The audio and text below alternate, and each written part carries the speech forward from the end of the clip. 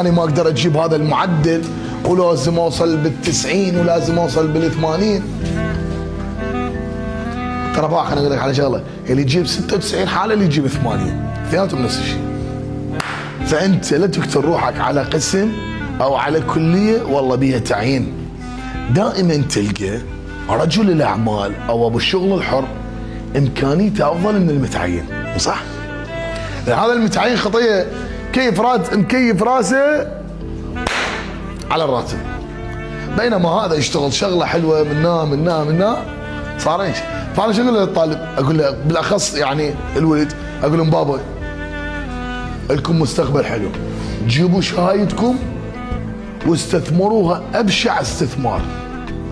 والله هيك الزم الشهاده فسخها.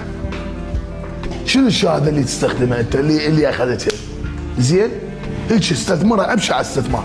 ما هاي السوشيال ميديا الحلوه استغلها بالسوشيال ميديا.